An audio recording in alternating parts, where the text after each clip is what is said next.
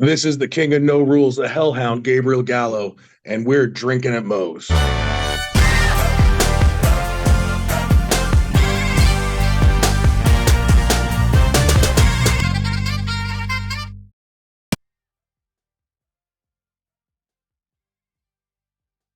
right, everybody, taking time out before we get this show started.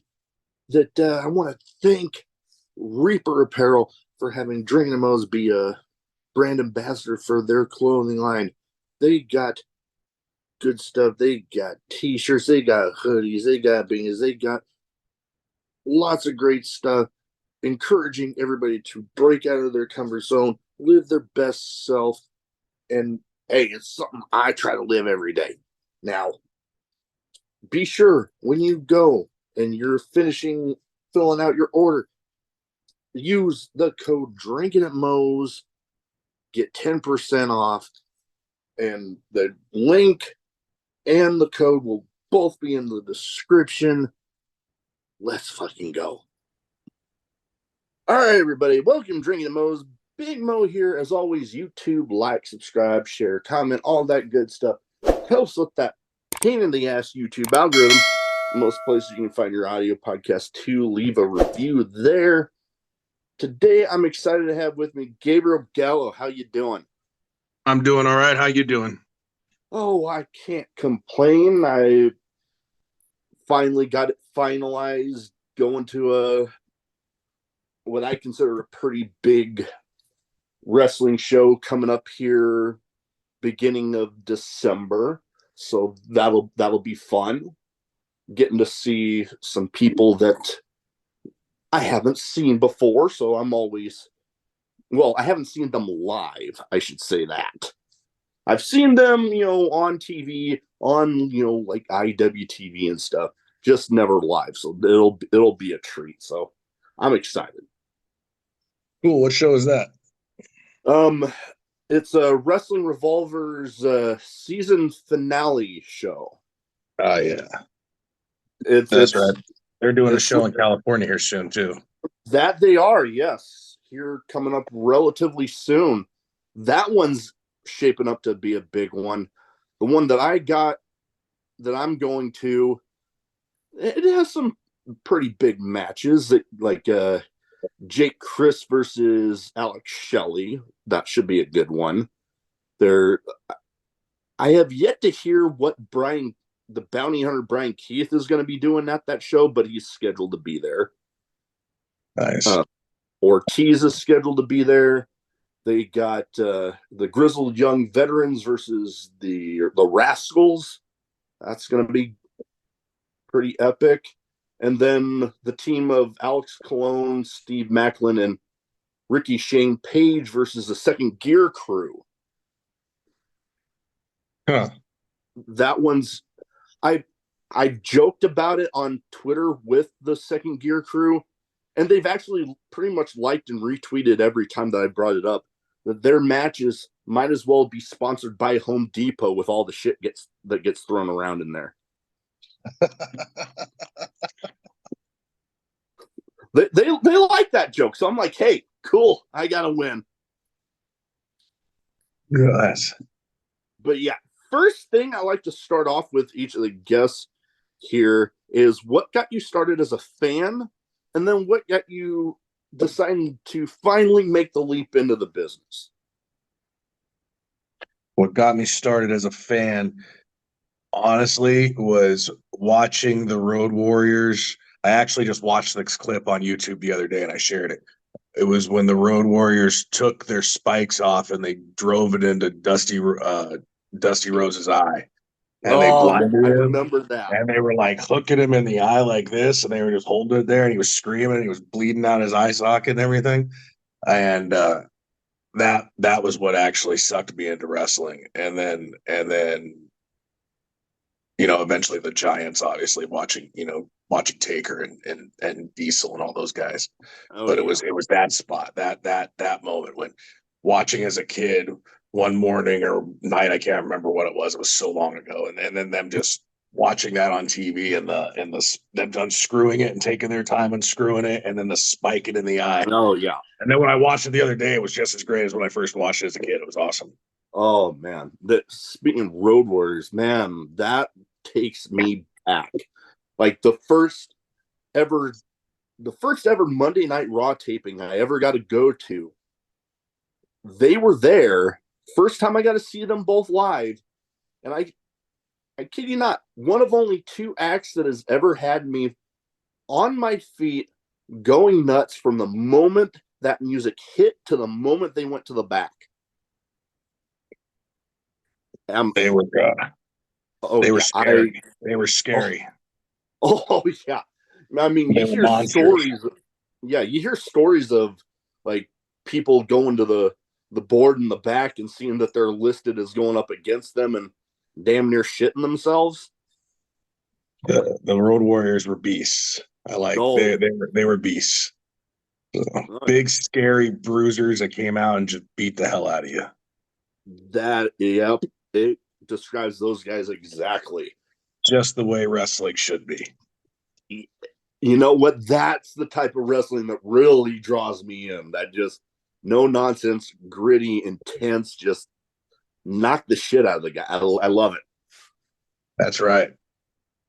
Now, what got you when you finally decided to make the leap in?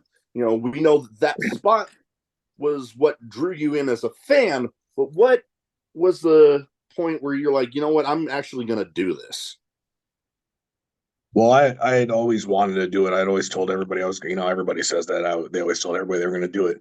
I really always told everybody I was going to do it, but there wasn't any wrestling where I was at. Like Arizona, there was absolutely nothing. Like I didn't know anything about independent wrestling. I didn't know anything about wrestling except what I saw on TV. Um, so I was like saving up money. I started looking into wrestling schools. I eventually found out about, like Les Thatcher's camp and about Roland Alexander's camp up north. So I was trying to save up money, working some crap jobs, trying to, dream that I was going to go to one of these places. And then actually, I had fallen down a flight of stairs and I'd broken my ankle. And when I was healing up from that, well, not even break, I sprained it so bad that they said it would have been better if I broke it. But I was sitting there healing up, and I saw an ad in the New Times. It's just this local free newspaper that we would all get to go to concerts down here in Phoenix. And I saw this ad in there for professional wrestling training. I remember it. It said pro wrestling training, immediate tour of WWF and WCW and ECW. This was back in the day when those three existed at the same time. Yeah, back in that, yeah. Great, and so I just taped up my ankle and I went to this tryout with these people, which wound up being in the middle of the desert in Apache Junction, a big steel friggin' garage building with like burned out trucks and stuff around it. And somehow they had this. They had taught. They were a bunch of scam artists, but they talked us out, a class of us out of money. And we sat there and trained 3 times a week in the middle of the Arizona desert with no AC. And after about 3 months of going there, I wound up breaking my ankle for real. Like my ankle couldn't hold up with it; it shattered. So that kept me out of it for a while, but it kind of fired me up because these guys were pieces of shit. It really showed through when I broke my ankle, and they basically booted me out and told me I was good for nothing because I couldn't go to work to make the money to pay the class. So after about a year later, I wound up meeting these guys in Phoenix. Just I don't know how, just luckily, wound up running into this guy named Joel who introduced me to CC Star, who introduced me to Navajo Warrior Steve Eastlis, who wound up training me for wrestling for real. And those two guys trained me, and then eventually I met Steve's other student, Mike Knox, and then he helped train me. So between those three, I got my start, and then I went on the road with Nav full time. And I think my first match was in October of 2000. I was on the road full time with Nav by January of 2001. I was his tag partner, and we were touring the roads and hitting everywhere from Florida to Japan to Mexico to everywhere for the next 3 or 4 years. Wow, yeah, that pretty epic story right there. And I can kind of relate in some ways on the kind of the late start on watching independent wrestling, because for me, I had heard about some spots that were like a few hours from me, but I was still in like just getting out of high school, and these were like I said, a few hours away, and I'm like, But then I end up joining the Navy, get stationed down in San Diego, and one day I'm like, you know what?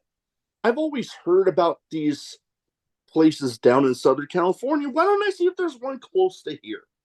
And I just Googled pro wrestling in San Diego. Boom, one popped up literally maybe no more than 20 minutes from me. So I was like, well, shit, here we go. And now I ended up meeting the guy that has since passed away, but he ran a promotion up here in Omaha, Nebraska now. And then, boom, here I am. I'm just, I got some of my best friends in the area are, wrestlers that they're going all over. Some just got featured on AEW Collision. So I'm rather happy for those guys. And, it's funny to me hearing a lot of people talking about, I mean, well, they're relatively younger than I am, but they'll talk about, being lifelong fans of these independent wrestling promotions. I'm like, man, I didn't even get started watching independent wrestling until I was like 25. Yeah, I never grew up in the era of independent wrestling. Plus, there was no. Well, honestly, I grew up in the end of the territory days, apparently. So I missed the territories. I got the end of the '90s rock and wrestling era, which was the worst time in wrestling. And and that was when well, I wouldn't say the worst because it made ECW came out, was pretty innovative and all that.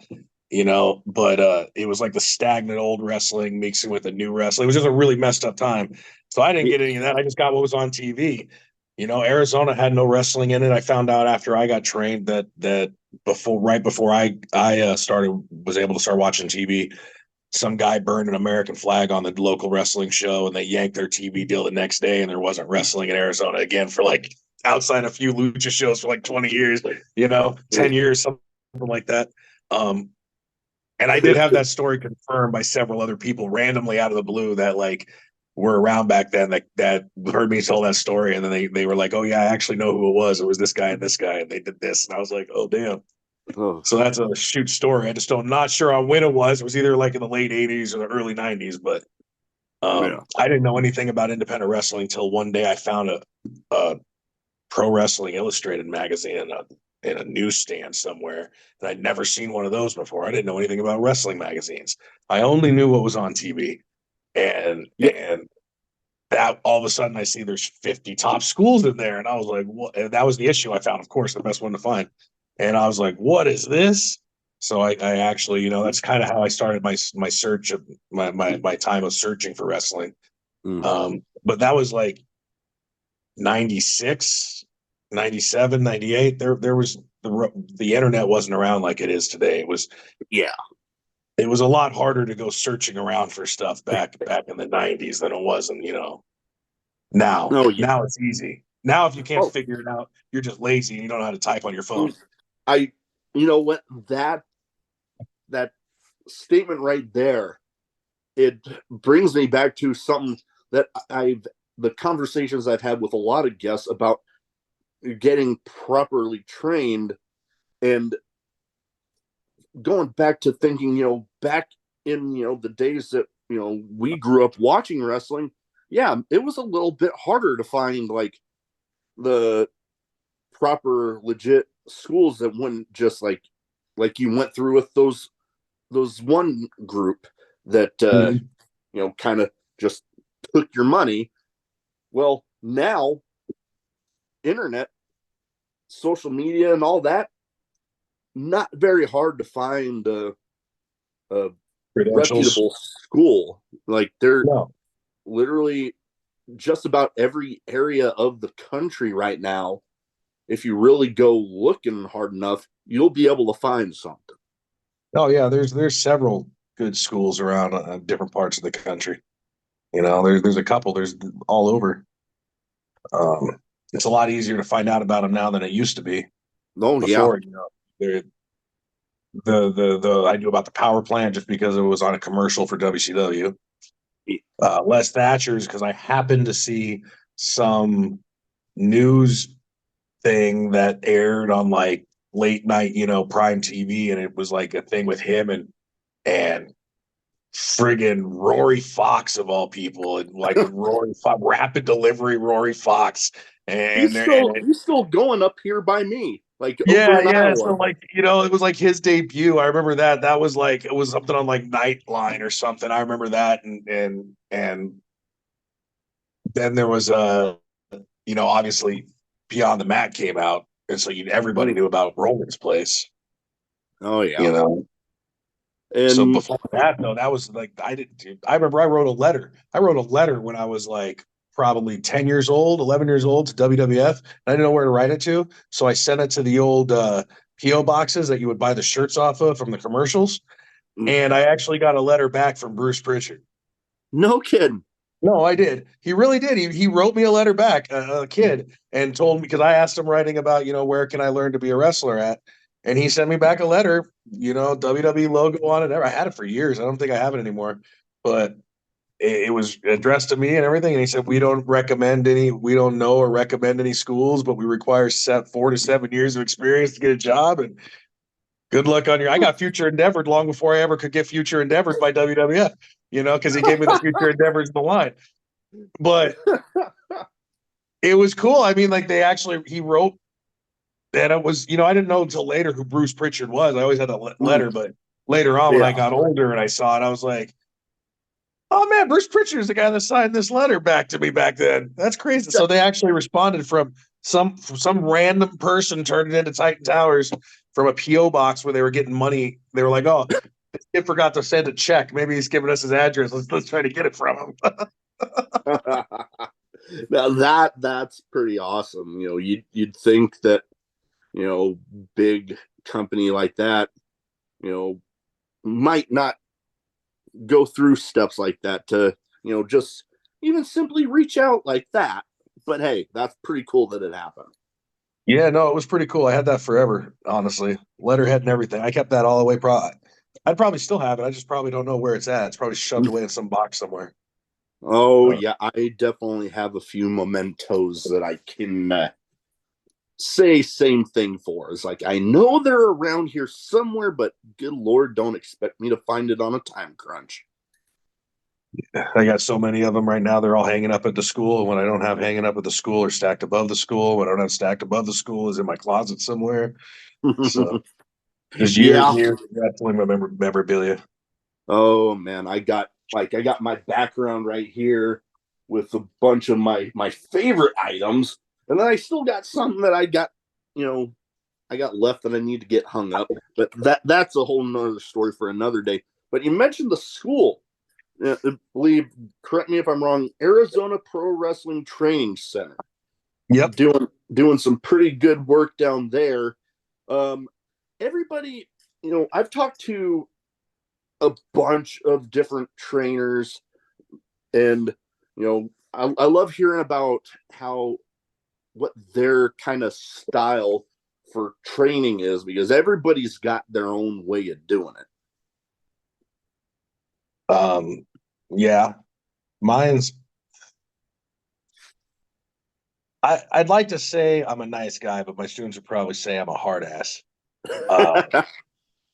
But I have my different levels of hard ass. I could be a hard ass, but I'm not. But I am strict. I don't know. I was always taught it's all about repetition, and it's all about making things instinct. Like it's like being in the wrestling ring, especially if you want to be good at it. It's not like you're trying to remember like there's moves and there's psychology and things like that, but at the end of the day, it's not about like getting on the field and learning plays and learning things like that. Or maybe it is similar to that. I've never played football, so I don't know. But you want it to be instinctual. You want it to be Mm. like walking down the street is the same feeling you get walking in the ring. If I'm going to take off running down the track, I don't think about it. I look at the track and I run.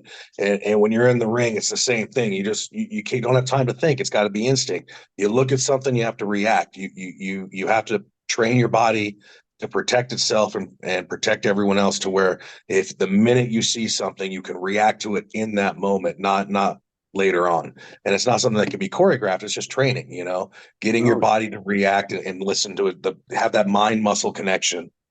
is Uh, that muscle memory sort of the thing muscle is. memory to where it's instinctual, there's a lot of people, like, again, there's so many different facets in wrestling training, the training of the moves, the training of the training of the psychology, but ultimately in the day it's got to be natural. And that's why some of the greatest people you see it, they don't even think about what they're doing. And you look at them like guys like Randy Orton, you could Mm. tell when he moves, he doesn't think about what he's doing. They're like, he's got to do this. Cool, I'm going to do it.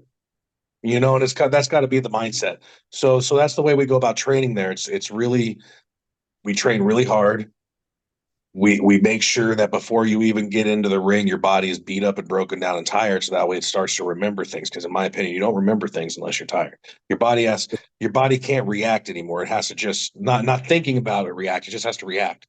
So we spend a lot of times breaking down that and then building it back up. And so the first 6 weeks of any class, it doesn't matter what level you are, you start out the same as everybody. And you have to pass certain classes, you have to pass certain tests to get on to be able to you're not even allowed to be in the ring for the 6 weeks. You can't even touch the ring for the first 6 weeks. That's your No, goal. that, That's your golden goose up there that you're attaining mm, for. And then once you get in it, then you find out you can't even pump for another 6 to 12 weeks because then you just got to learn other things in there. So we take our time, and if you can't do the stuff, there's no point in moving you on. That's the way I feel, because you're only going to hurt yourself or you're going to hurt somebody else. And so most of our kids have trained for about 2 years before they ever actually have their first match.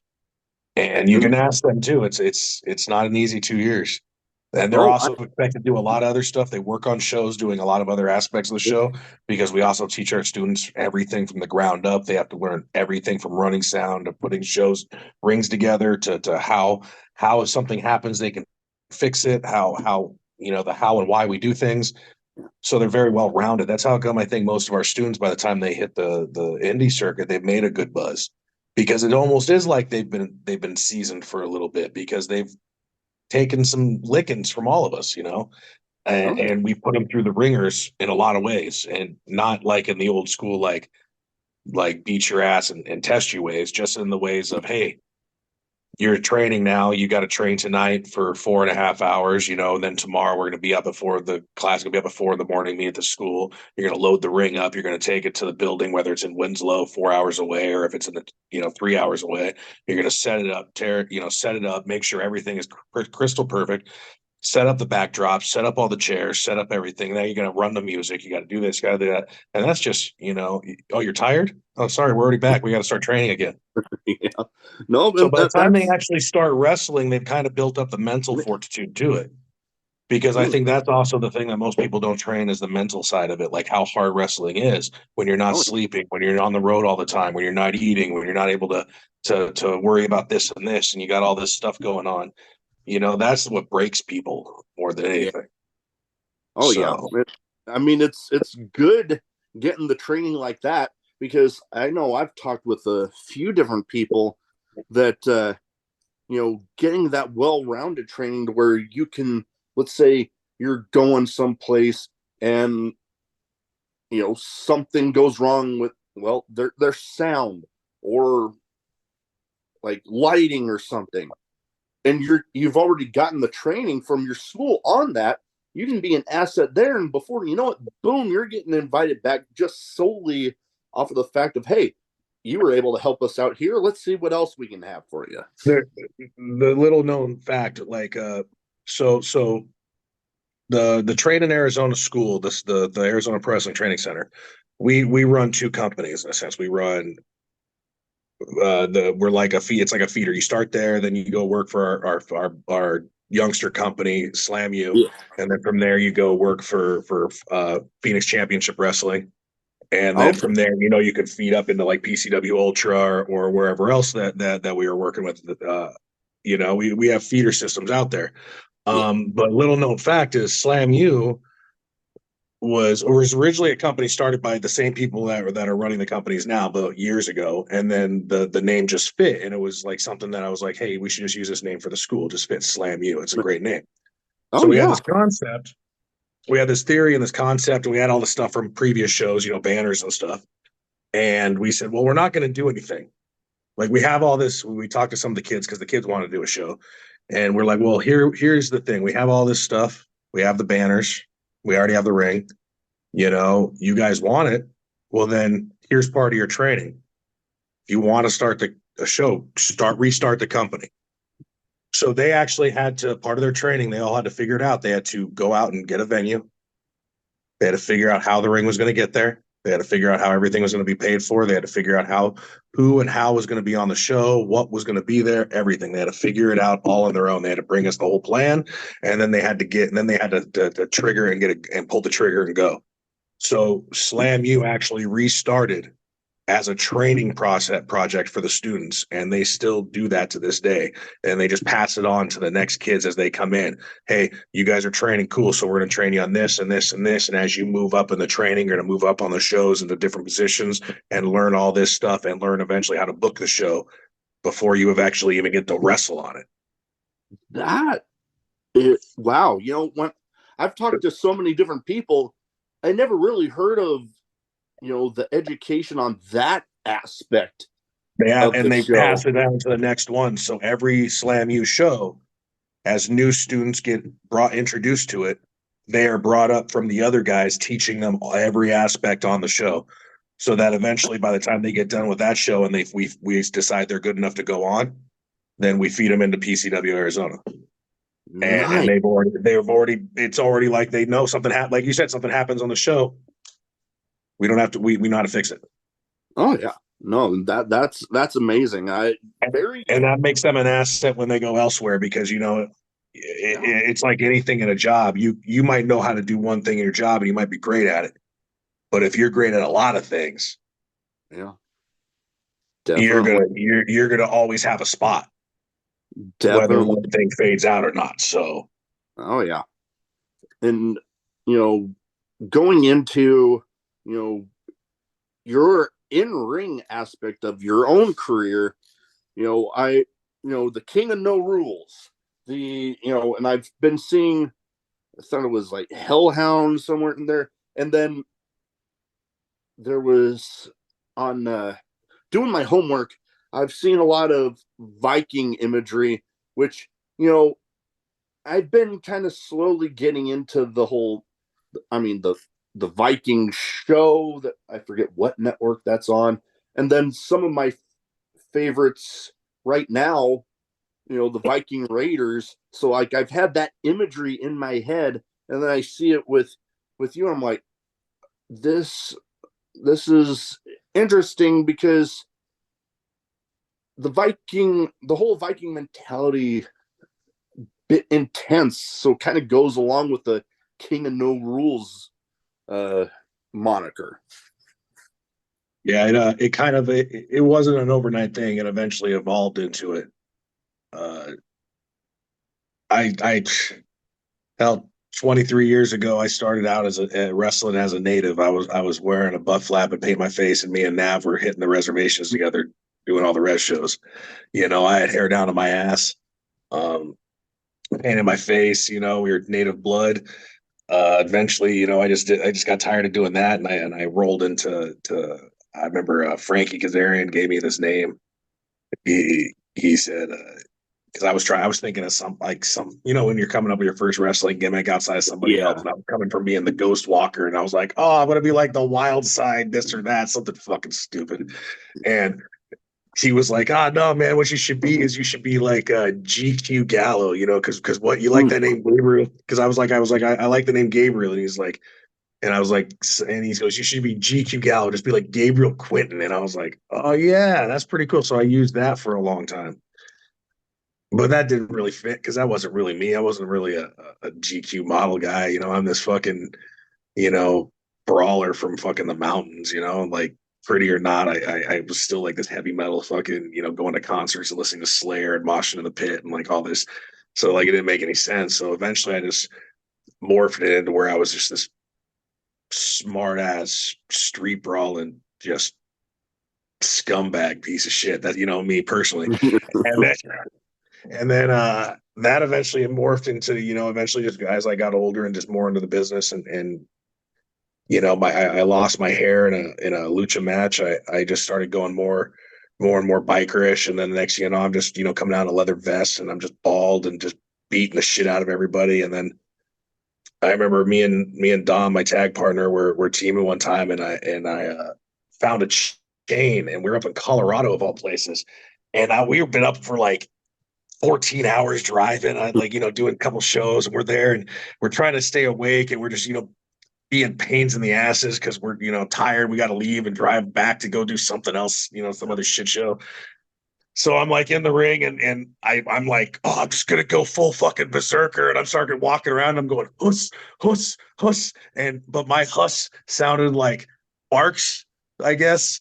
I don't know. I couldn't breathe. We're in Colorado, and I'm like, I was 305 pounds, so I was probably be gasping for air, thinking I was hussing, and they're thinking it's barking because, you know, it's rattled, you know, steel, you know, chewing on razor blade voice. So they start barking. So then I start barking, and it just kind of started going from there. I remember like when we were in PCW Ultra and we were wrestling, the crowd was just going crazy, you know, barking, and they were calling me the Hellhound, and I was just bald and in a biker look. And then I wound up getting hurt. I wanted to take some time off, and I was coming back, and I was like, I'm just going to do something different. You know, like I'm already called the, you know, the Hellhound. I've already been the king of no rules because, you know, all the dumb shit I used to like to do as a kid in wrestling, you know, coming off tables and chairs Yeah. and stupid stuff. And I was like, but how, like, what do I really like? What do I always wanted to do in wrestling? And now I'm like old enough and I've been doing it long enough. Like, I don't really give a shit. I can do, you know, what did I want to do? And I always wanted to be the Undertaker. I always wanted to be the Undertaker. So I was coming up with this like this Hellraiser gimmick. And I've always been actually, you know, I've always been a heathen, so it's not like, you know, anything weird. So like I'm watching Vikings and like all that shit too, just because I liked it, just because it was historical to me. And like I said, I've always been, you know, I've been wearing a hammer since I was probably like 12 years old, 13 years old. But the Hellraiser just started like next thing I know, I'm looking at what I'm making because I made all my jackets and everything, you know, and I'm like, wait a minute, this isn't even gonna be a help, like there's fur on this now, and like so I was like, well, what do I want to do? So I just decided, I was like, wait a minute. Everybody like there was the Viking Raiders, you know, but they were in ROH at the time, but I Yeah, I can't think remember what they they were were called. War Machine back then. War Machine. And there was a couple others. There was like, you know, the Wasteland gimmick, and there was them doing the Viking thing, but I was like, I don't really want to be a traditional Viking. So I just want to becoming like this cyber Viking, like, and then I started researching more into the history of it, and I found out about this thing called the Ulfadine, and it was basically they were the wolf, they were the berserker of the berserkers, they were the wolf warriors, they were the children of Ooh, Odin, and they were the ones that, you know, berserkers were bears, they would come out wearing bear skins. The wolf warriors would come out wearing wolf skins, and I had okay. wolf skins. I had tons of wolf skins. I had coyote skins, wolf skins, everything from all the other stuff I'd done and being on the reservations. So I threw that on, and then it just took a life of its own after that. You know, my shield, I took, and this is literally stuff I had on my wall hanging there because again, like I've had this stuff for a long time, and Yeah. I had a shield, I had an axe, and I had horns, and people are probably going to say it's pretty weird that I had all that stuff on my walls, but you know what, like I said, it wasn't like something that was overnight. Like this was how I lived anyways. I just never actually brought it all into the ring, and it just kind of morphed from there. I just became the Hellhound for real, That, and yeah. it just fit. And dude, I remember like I would start coming out and I would be howling and swinging the chain, and I had the wolf skin on and the fur leather jacket and the chains everywhere. And I like I remember just like crowds actually running and like kids getting scared and I love it. like I remember once I came out at FSW, they didn't know I was there, and I came out in Vegas, and I hadn't been there for like a year or two, and they brought me out to wrestle Sefa Fatu, And I just remember as soon as they hit the music and I came out and I howled, I just remember the crowd went quiet. And I heard all of a sudden people going, the hell happened? And it was actually one of the coolest moments I've ever had. And the guy that was managing with me said he heard it too, and he was popping for it because he goes, "Dude, that's so fucking badass." He goes, "What the fuck?" Oh man, that is But it was because awesome. it was natural. People like I was never like a really big TV guy or anything like that, but like all the indies I did, everybody saw me. They believed in it. And that was something I could always say, that nobody ever doubted what I did when I went to the ring. They fully believed if I was headbutting Kyle Hawk in the face in the middle of a White Zombie concert, that I was really headbutting Kyle Hawk in the fucking face in the middle of a White Zombie concert, howling to the moon and trying to fucking, drag his fucking ass down to fucking Valhalla with me. Like that's what I was trying to do. And people believed it 100% because I believed it, because it was And yeah, fun. that's It's what I really was. It's what I really am. oh yeah, no, that's the key to being that real authentic character that the people can really get into, which everything that's been talked about, it sounds like you had it from that moment on. Yeah, it just clicked. Everything clicked. And it was everything from all my past gimmicks that didn't work. Actually, it was like Nav teaching me the theater side of it and everything, doing the native with him. It was like learning everything on my own past that. It was learning how to carry myself and live in my own skin, doing other gimmicks. But like it was everything that didn't work in all my past stuff. Everything that did work came together in this one. And it just and honestly, the last because I started doing that in like 2018, and it was a ride since then. Everywhere I went, it was great. It's That been is, great.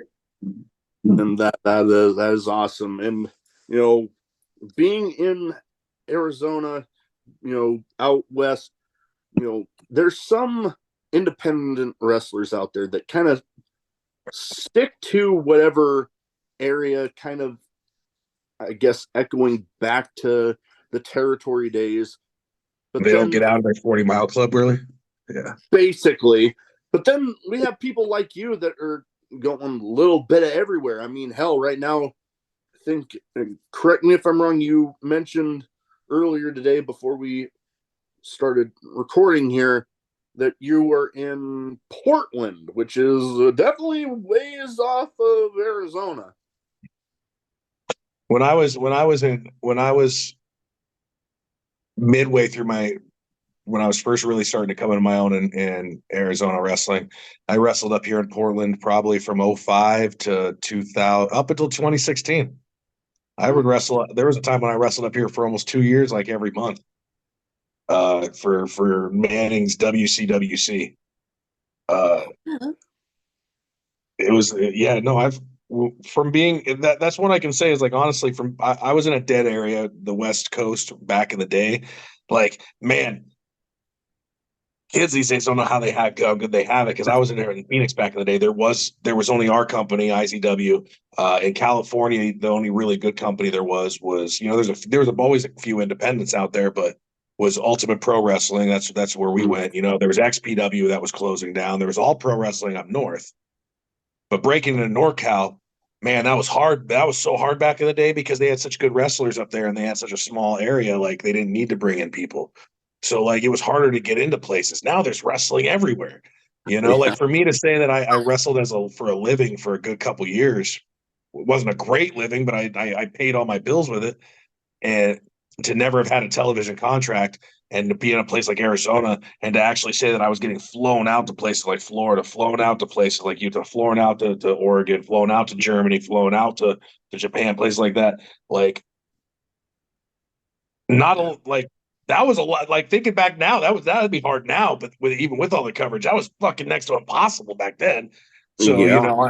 I was doing pretty. I guess I was doing pretty good for myself. No, But definitely. it gave me a lot of experience, and now I try to pass on to our kids at the school. You Oh know, yeah. uh, That's the way to do it. I love seeing it. Now, I have two categories I kind of like to round stuff off with. First one's what I call a little bit of a name game, where I try to, comb through social media, look through different match cards, different event posters, and try to theme it, theme these names to the guests, where like you've either been on an event poster, shared a locker room, or you've faced off with each of them. And you give me a couple quick thoughts on each person. Okay. Hopefully, I've done one of those things with these people, and I actually know who they are. All right.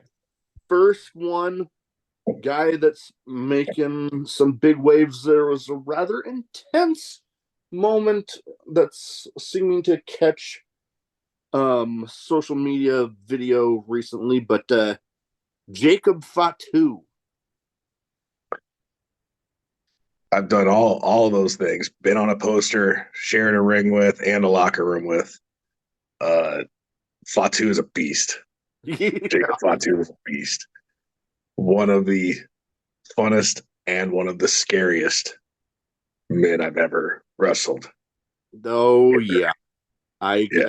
I can only imagine. I mean, I've seen videos. Oh God, I'm trying to remember. I think there's been a couple videos, I believe, of him recently where one, he basically tosses this guy from the ring, Oh yeah, and to the wall. I saw that. Yeah, I just saw that yeah, today. there's Glad it there's wasn't that, me. and then there was one guy that I don't know what the hell he was thinking, and I'm one to say it was Jacob Fatu that this happened with, but this guy in the crowd somehow got the nerve to try to step up to him, That and was he just PCW bam. Ultra. That was PCW Ultra. He tried to come ringside, yeah, and he got blasted. Oh Yeah. my God, not like it brought to mind the clip that I always see from, it was one of the Friday movies where Chris Tucker's like, "You got knocked the fuck out, man." Oh yeah, he floored that guy. Oh yeah. Oh But God, that was like holy. My first time I saw that video, I swear I watched it on loop for a good like minute or two because I'm like, oh my God. yeah, Jacob's not the one you'd want to try to step to. That's Oh, probably for sure. Such oh such a nice guy though. I love Jacob. He's such a great guy. yeah, I've heard that about him. Is like you definitely don't want to get on his bad side, but as long as you're being respectful and stuff, and being on his good side, he great. But yeah, I've definitely met a few people that I would imagine maybe somewhat similar to where like going up to meet him looks intimidating as hell, but when you actually get to talk to him, it's like, okay, pretty cool. Like I met Dan Severn once, and when I was in the line, I was like, oh my God. Like I was like He's a a total little, gentleman. hmm? Dan's a total gentleman. Oh, totally.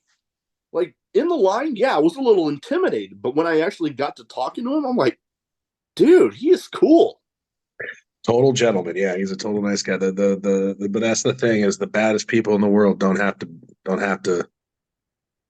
they don't have to clout. They don't have to bully to be clout. To be badasses. They already know. They're Oh, fine. oh yeah, most Yeah, definitely. the nicest, some of the nicest people in the world are that are also sometimes usually the baddest. So Yeah, I've definitely met my fair share of people that like their in ring persona is oftentimes one sadistic son of a bitch, but when you talk to them off camera, nicest person ever. All yeah, right. there's a lot like that. Oh yeah, no, definitely. Next one, definitely a bit of a badass himself, Hammerstone. Same thing. Been on the card, been on the locker room, been in the ring, been in the car, been in the hotel room. Heard him snoring. Wanted to try to smother him with a cat with a pillow multiple times. My wife has been there with my snoring since, well, before I got my CPAP. After that, not so much. I don't even know where to begin with a story about Hammerstone since I came back from a knee surgery. He was my first match back. He was the kid that everybody was talking about, and that was making waves in Arizona after me and Dom came back, and because we went and wrestled out of state for a long time. And man, he's been in the car with us ever since, and just watching him rise up to what he's been doing now has been great to watch. And like, you know, give him shit all these years about, and it's great. No, So definitely. I don't even know what to begin with Hammerstone. He's like family. We're the bullies. He's one of the four of us. Like that's yeah. He's a That good brother. That's a good that's brother. awesome. That's That's a good awesome. brother. I mean, he's a Now, dick. now the next person, somebody that I don't know why I maybe didn't expect to see this person, but I saw a poster on, I believe it was Facebook, where the suicidal, homicidal, genocidal Sabu was on the Sabu. poster. Yeah. I'm same thing. Been on a poster, shared a locker room, and shared a ring with Sabu multiple times. Uh, Sabu was really good. He knew my trainer Steve, and then I met him in Florida doing the old Florida Championship Wrestling shows in the swamps before WWE bought him. Back when Bill Brown and Bill Brown was one of the owners, and Vinny Fontana was booking the shows. Uh, I've known him a long time. I actually wound up wrestling him. I think the last time we had a match was in Vegas, and Bodie booked us. It was me, Funny Bone, and him, and Juventud Guerrero. I think something like there was a big schmoz. There was a bunch of some kids, those twin brothers. I think the from OV that are in OVW now. It was a big match. I remember. And good times, good times. Yeah, I've known Sabu a long time too. Since like I said, guy going on 20 years now. Uh, so I've been lucky enough to talk to some ECW originals. I had Jason Knight on a while back. That was fun. I had Lloyd Anoa'i on, and he told me a story of him and New Jack in a match where like they both ended up going through a wall, and Paul Heyman yelled at them after. New Jack probably didn't care. Probably not. Now, I, next person, someone I am pretty familiar with through my friends at Warrior Wrestling out of Chicago. He, a former Warrior Lucha champion, Sam Adonis. yeah, that's a guy I met. I've been in the same thing again. All these guys are all three the same thing. Shared a locker, been in you know, been in the ring with, and been on a poster with Sam. I met Sam in Germany of all places, Hanover, Germany, working for European Wrestling for European Wrestling Promotions, Eki Eckerson's out there, and we were doing the 2 days of WrestleFest, one day in Hanover, one day in Frankfurt or Berlin or something like that. I can't remember. And he was the loudmouth guy in the back of the hotel, and so I had to, of course, know I had to meet him right away.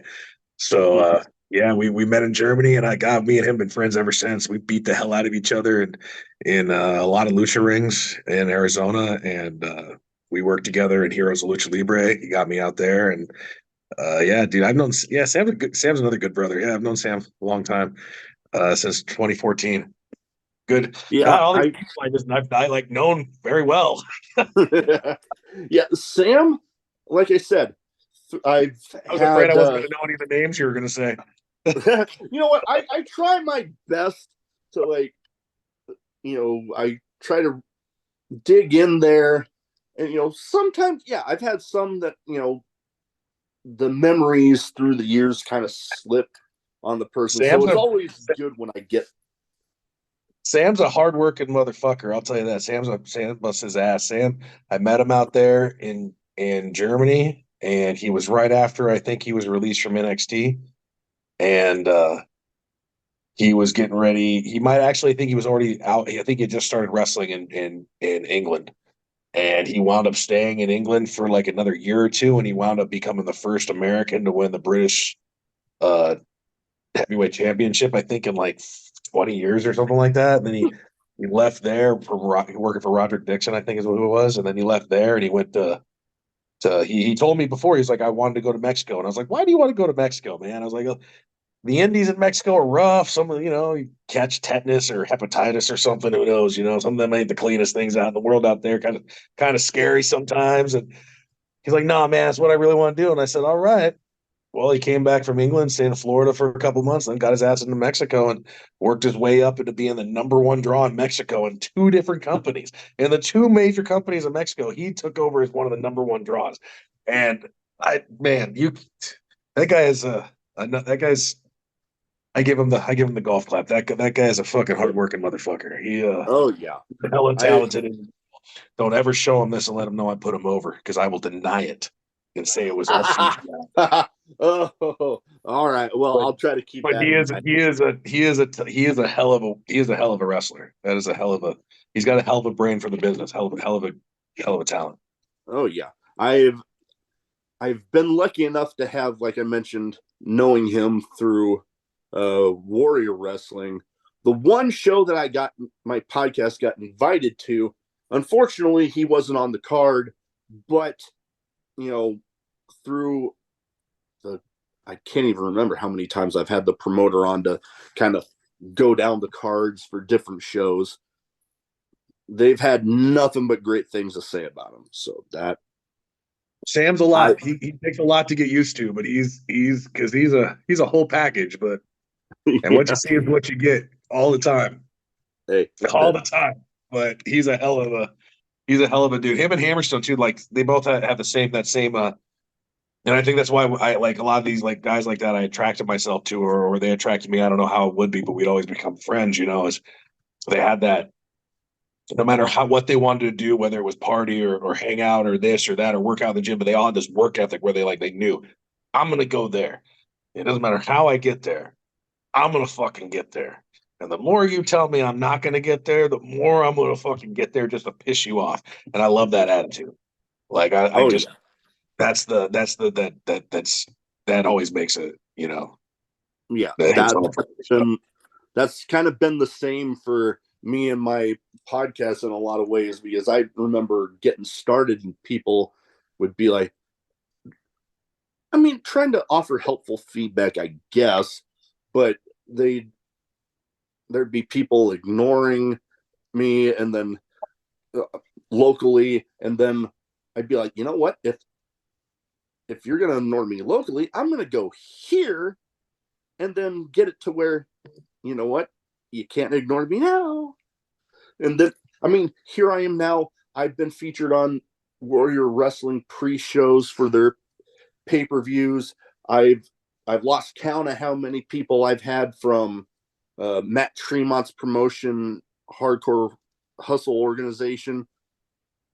I got a few more still that I got on the schedule, and oh God, some of the names that I've had on, like some people thought, holy crap, how did you get them? Like former Ring of Honor owner Kerry Silken. He was one of my early episodes. And some people were like, holy shit, I didn't think he even did podcasts. So it was just like, you know what? I got a dream. I know what I can accomplish. So I'm going to go out and get it. That's the attitude you got to have in everything you do. That's what we teach in the schools. No one's going to do it for you. Definitely. And most people will do their best to hold you back because they themselves do not have the drive to do what they want. So it's easier for them to hold you back than to help you excel. So you got to just go and do it yourself. Don't live for anyone. Oh, definitely. Now, second category, I have some kind of random questions. Some might be wrestling related, some might not be. Some might have absolutely nothing to do with anything we've talked about so far. But I give you the question, you give me the first answer that pops in your head. Got it. First one of the few that I like to keep in here as much as possible because I love hearing the stories behind it.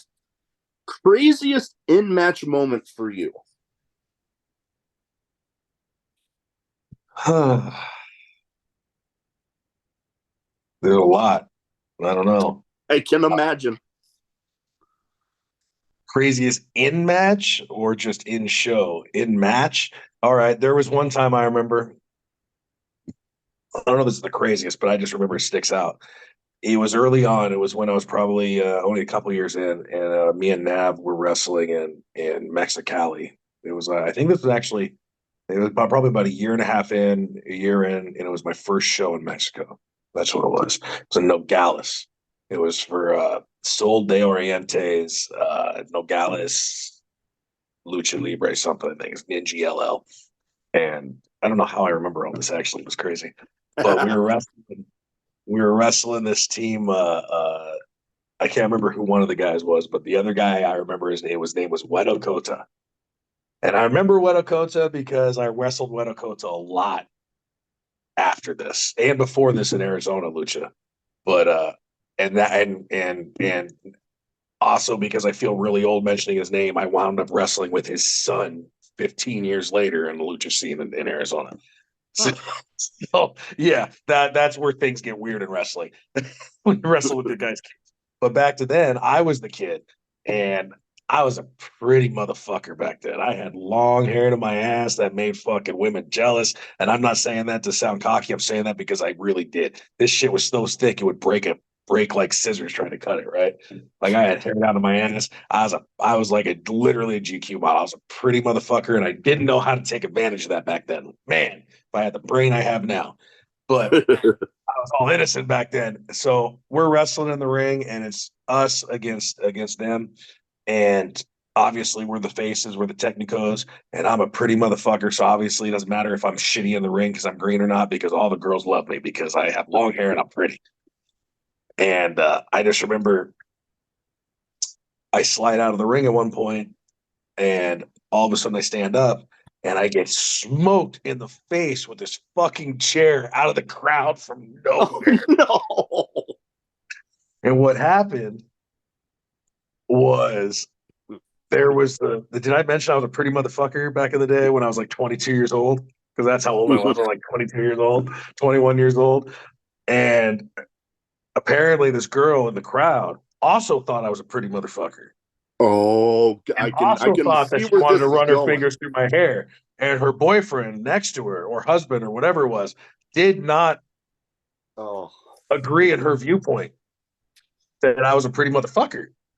And so therefore he decided that it was his job to make me an unpretty motherfucker.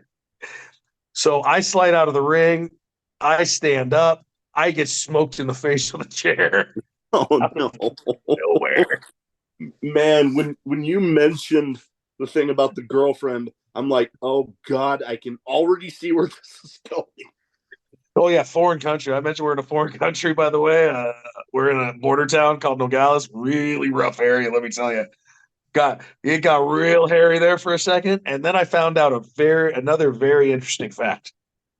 Wedo Kota was a federale, and I did not know that. Ooh. So about 30 seconds to a minute after I shake off this metal chair trying to make me unpretty, all of a sudden I just see cops swarming everywhere, all over this guy. Oh no. And they dragged him out the back, and Wedo's out there yelling, blah, blah, blah, blah, blah. Next thing I know, all the cops are gone again. Everyone's sitting back down, and he grabs me and throws me back in the ring, and we start wrestling again. Wow. Yeah, that is stories like that is why I keep this question on this list pretty much all the That, time.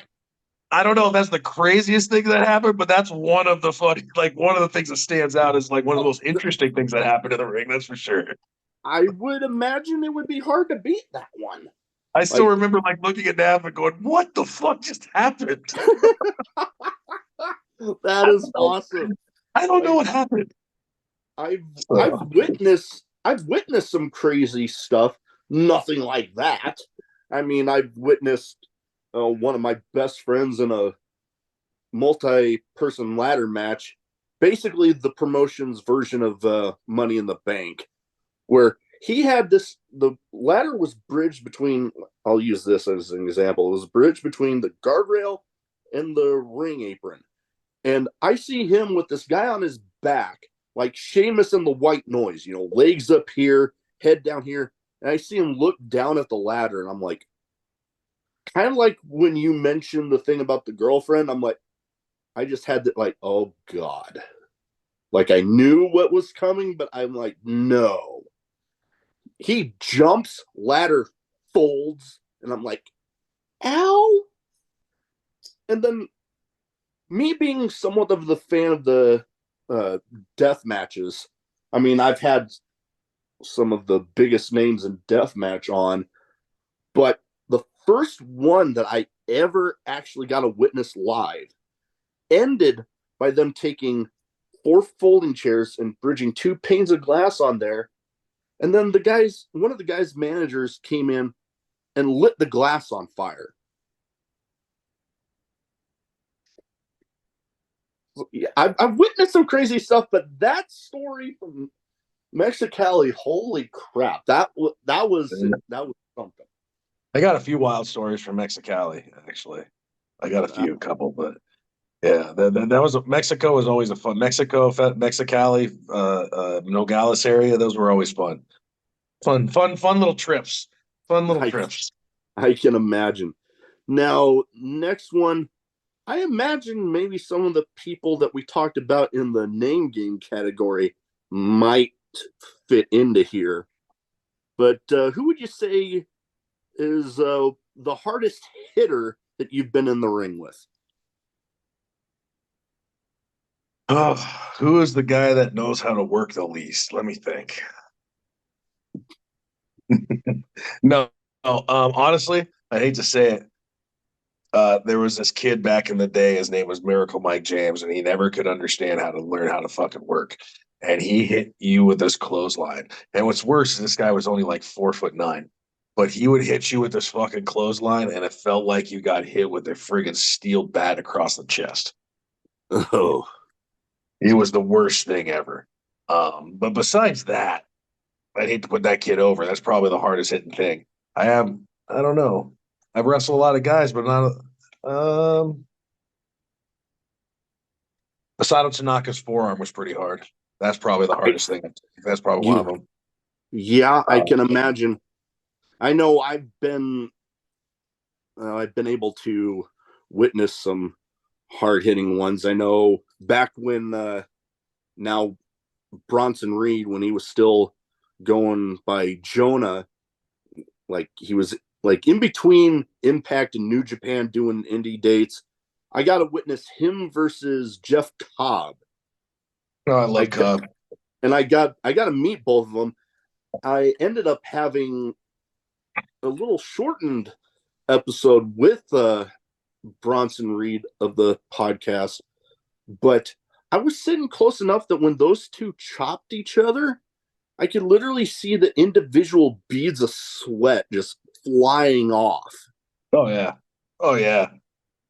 I can actually think the hardest time I've been hit, honestly, was that match with Tanaka. Now that I think about it, because it was him and Otani against me and Nav, and everybody we went out there told us that Japanese wrestling you had to be stiff, and if they hit you, you had to be twice as stiff back. And so that's how we went out there. And so they hit us, and we hit them. And the next thing I know, it was 25 minutes of the hardest hitting match of my life, and I still remember that to this day, actually, because I remember you could look at pictures from that match, and all of us have fucking black eyes to where people probably just thought either we were mad at each other or none of us knew how to work because it was like a straight up fight. But I remember that actually because people told us, fucking Tom Howard and those assholes, when we were working at UPW, when we were all working out in 01, we had the joint company coming back from UPW and California going out and working in Japan for 01. Everybody was like, oh, it's strong style, so you have to hit them hard. Dude, that's the biggest crock of shit I ever heard in my goddamn life because, yeah, anybody in their right mind, if you hit them back hard, it's going to hit you twice as hard back. Yeah. Dude, it was the worst time ever. So that actually, I remember because at the end of that match, and this was one of the hardest moves anybody's ever done to me. Is I remember Otani gave me a spinning kick and kicked me in the breadbasket right in the center of the friggin' chest, and I Ugh. gasped. And he picked me up and gave me the spinning power bomb, where my brain spun for like 3 days afterwards. Oh man, yeah, I've heard that about Japanese wrestling. You know, the whole needing to return it. So definitely a story that I've definitely heard. Now, next question I have here, one that I've kind of flipped in here a couple times recently because I've thought about it myself. If you like won a big lottery jackpot and had what I like to call fuck it money, what would be the one of the first things you get? Like something is like, you know what, I've never really had the money for it, but I do now, so fuck it, I'm getting it. Out of wrestling.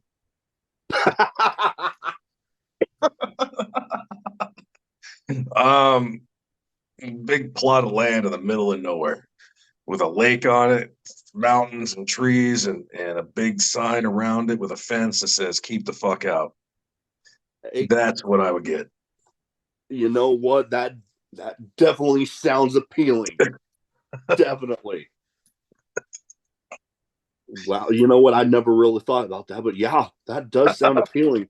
I know me, people joke with me about this because I don't know, they think I'm crazy, but here in Omaha, there's this exhibit at the zoo where it's this Kingdoms of the Night thing that they call it. And there's this area in there where it's like you're walking over this boardwalk on a swamp. And then you could see all these gators underneath you. If I ever, I joke with people, but kind of serious. If I ever had fuck it money, that would be one thing that I would do. I would build me one of those. A moat with the gators in it. Yes, because like during the day they keep the lights off, so it's like okay, the animals think it's nighttime, so they're more active. I've been in there with the lights on, and holy crap, you actually see the actually how many gators they have in there. It's like oh fuck. Try taking a drive down Alligator Alley in the middle of the night, looking out in the Oh, water. I've you know what, I've been there, but never at night. Just shine your light in the water, and you'll just see nothing but little marble eyes looking at you. It's fun. Oh man, I don't know why, but I that just sounds like something. Oh my god, I would Every get now and too then on the damn drive back, excited. you'll middle of the night coming back from a show, you're tired as hell, and you look over and you see an overturned car in the middle of the water with a bunch of eyes around it, and you just wonder, I wonder if they got out. Yeah, that would be one thing. I'm like, yeah, I'm not stopping. I'm not going to help. I'm not going to stop to check, but I hope they got out. Yeah, yeah, one of those things you just hope and pray they got out for sure. I'm sure they got out. Oh yeah, Yeah. yeah, I would definitely like to think they got out before Yeah. all of that got around them. All right, now I would feel weird if I didn't have a question like this in here because I mean I've been enjoying one of my own favorite drink, whether it be alcoholic or non or one of each. Is I mean I try to tell people because I've had people that for one reason or another don't drink. That just because it says drinking at Moe's does not mean it has to be alcoholic. I've been drinking coffee, and then I was drinking cider. Uh, Okay.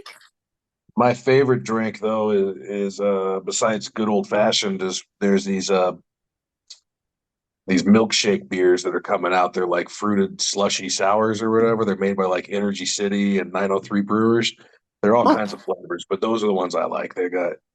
They're a fruity kind of beer. It's weird. Like they're like literally got fruit in it. It's like fruited sours. I don't know how to explain it. They call them milkshake beers or Huh. slushy beers. They taste That like is soda pops. They're really good. Better than soda. They taste like milkshakes. I don't know how to explain it. I don't know. Like there's that is there's interesting. there's ones that like lemon meringue pie flavored. Pretty crazy. Huh. Yeah, this beer gets you. And I'm like, you look at the percentage, they're like 12%, 13% alcohol on the sides. You're like, Oh boy. so I like things like that. Or mead. I drink a lot of mead. I do Okay. drink a lot of mead. That is not a stereotype. I do drink a lot of that Superstition brand from the local brewery, local meadery in Prescott, Arizona, where I'm from, which Okay. happens to be the top rated meadery in the world. So, Oh, so you want to get drunk like a Viking? That's where to go. okay. I'll have to keep that in mind. All right. Now, last but not least for this category here, best advice for anybody wanting to get into wrestling. Don't. You're not the first person to tell me that one. um, if you want to get into wrestling and like for real, like if you really want to get into it, if you just want to like do it just to like hang out and have fun and do it on the weekends with your buddies, like I mean, I guess that's cool and stuff, but you really got to ask yourself why, because wrestling isn't like any other sport. Like, yeah, you know, you can go play footballs with your buddy or rugby or whatever, and you have the chance of getting hurt. But wrestling, you have severe chances of getting hurt, and it takes people, it takes away. So I would ask if you really aren't planning on doing this seriously, why are you going to do something that is basically like getting at the end of the day hit by a car going 45 miles an hour multiple times? Um, but if they do want to do it still, or people are serious, I suggest I always say, and I'm sure everybody that's ever been in or knows anything says it. Really research who your trainers are, and I'm not saying it like your trainer doesn't have to be a former NWA champion or anything like that. You know what I mean? But you actually got to be able to usually look and see if you could, especially now, it's a lot easier.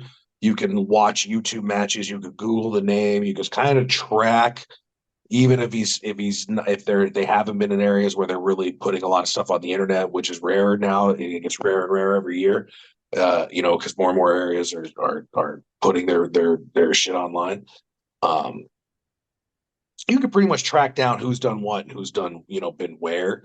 Um, don't listen to bullshitters. Like really check your people's like you know, like where they've been. So because you want to get trained by someone that's done it before, not just probably someone that's been in their local area. And that's nothing against them. They could train you good. And if you do train with someone like that, I would suggest getting what you can and then getting out and getting to another. And I suggest that actually for anybody. Get what you can and get out and get to another place and just learn as much as you can as often as possible from as many reputable trainers as you can. Um, not so that you can go put it on some resume later on saying I've been to this guy's seminar and this guy's seminar. Because trust me, we don't look at that shit. And that's the fucking thing that's probably going to get your shit thrown at the bottom of the pile. I don't care if you did a fucking shitty seminar of Brutal Bob Evans and fucking somewhere in the middle of fucking nowhere. You know what I mean? Yeah. Um, I want to, but go get trained. Like go to places like like that are really good. Like Santino Brothers, they're one in Santino. California. They got a good name behind them. You can look into them and see who's come out of that school. You know, guys like Brody King, guys like Tyler. You know, Tyler Bateman's passed through there. You know, like there's a lot of good guys that have come out of there. You know. Um, you know, FSW in Vegas, they've had a lot. You know, they've Yeah. put guys like Kevin Cross out, stuff like that. They've got, you know, some good guys. Chris Bay's come out of there. Yeah. Uh, you know, you can look and see who these people, you know, train. You know, like, again, I'll just say FSW. You know, it used to be Mike Modest was their main trainer. Now it's Sin Bodie, and you know, if they've had Jake the Snake, and they've had, you know, D'Lo Brown, lots of guys there. You know, Yeah. my school, put my school over. You know, we got myself. You know, I got 23 years of experience. We got my tag partner, his 23 years of experience. We got Max Pedlam, who used to work for WWE and NXT. He's there, fucking one of the trainers. You know, we got Hammerstone coming in and training. We got Graves, who's Hammerstone's partner, coming in and training. You know, we got a lot of guys you can track down their pedigree. Um, you know, you got like Houston Carson's place in Texas. You know that place is good. The Lions Den. There's places to go that you can Yeah. that there's a name behind them that you can look. And so I suggest if you're going to go spend your money at a place, If you are planning on doing this seriously and you're going to spend the money on a place and you're going to go put your body through all that and you're going to spend the thousands and thousands of dollars on ring gear and all the stuff that comes with, the training side of it, then I suggest if you're going to go through all that trouble and that much money, monetary value, that you find the best trainers. Oh yeah, If I'm going to go train in MMA to be in UFC, I'm not going to go to blow schmo's fucking little rinky dink fucking MMA trainer on the corner that yeah, has the sign falling off. I'm going to go try to at least go to this fucking Gracie place because there's a Gracie name on it and hopefully try to find someone in there that's been there, done that because I want to see what they know. yeah, You know, that's not saying there's not some good trainers in some hole in the wall places, but yeah, ideally you can track down their pedigree, especially now in today's day and age when everything is being geared towards TV and is less territory days.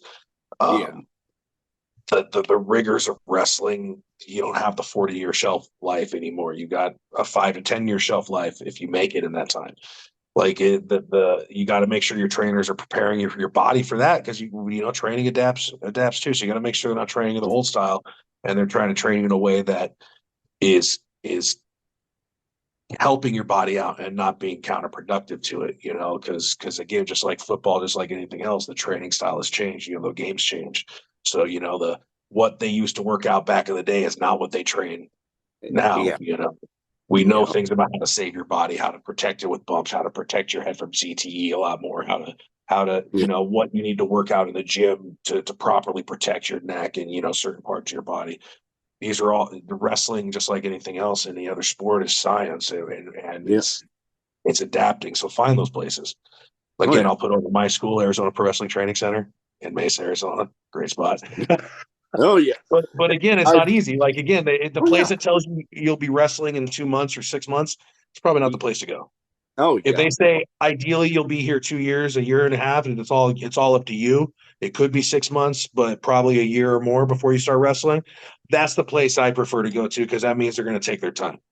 yeah. They're not just gonna throw you out there just for the hell of it. Yeah, Like and I don't want to get thrown out there. I would hate to get thrown out there, especially watching things people do these days. Be like, oh oh yeah, I'm trusting that guy with my neck.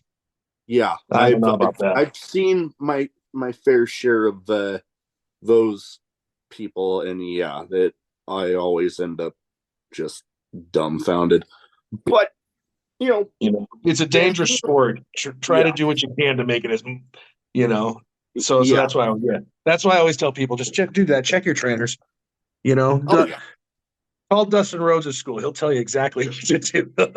oh yeah, yeah. Another reputable one, and there's oh god, one relatively close to me. I mean, on the other side of Iowa, but Black and Brave Academy, ran by Seth Rollins and Seth Merritt Rollins. Brave.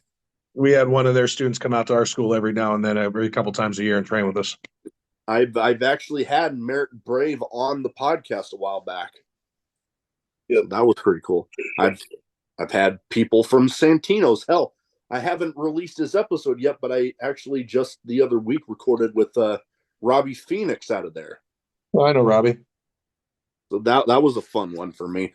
But anyways, that is about all I have. Want to before we go, where can people find you social media wise so if they don't already have their eyes on the King of No Rules and on Arizona Pro Wrestling Training Center, they can go ahead and get them there. You can find me on Instagram at the King of No Rules. I believe that's the same thing. You can look for that on the King of No Rules, Gabriel Gallo on Facebook. As for the school, hashtag Train in AZ. That's what you can find if you're looking for us and you can't find us anywhere else. That's what it is. I know it's at Train in AZ on Instagram. If you're looking for us on Facebook, it's the Arizona Pro Wrestling Training Academy. But like I said, search for the hashtag Train in AZ, all one word. That's what we go by. That's what you'll see all of our students that come out of our school. If they have that moniker on there, then they're from us. And it's the we got some good ones coming out of school. So pay attention to that hashtag, pay attention to the Arizona Pro Wrestling Training Center. We got quite a few coming out that are going to be making waves, that are making waves right now. One of our girls just went down and did the Crash anniversary show. She's only been wrestling a year and not even a half yet. And she just went down there and did that, and she's getting all over. Uh, got lots of stars. That's Zamaya. We got guys like Devin Reno, guys like Koa, Blair Brody, John Wolfgang. They're all homegrown, coming out, wrestling on PCW Ultra, starting to make waves all over the place. Just check out the Arizona Pro Wrestling Training Center. We're going to be the next one. You can see. Definitely will be, and I'll definitely be having that in the description. But I record in my basement. I can hear my dogs rumbling around up there, so I better start going to go check on them. They're probably hungry. But anyways, that is all I have. Thank you for taking the time to talk to me tonight. And best of luck out there with your wrestling career and the Arizona Pro Wrestling Training Center. Thank you very much. Best of luck with the rest of your podcast episodes. Thank you. I'm inching close to 200. I am almost there. Good, good. Thank you.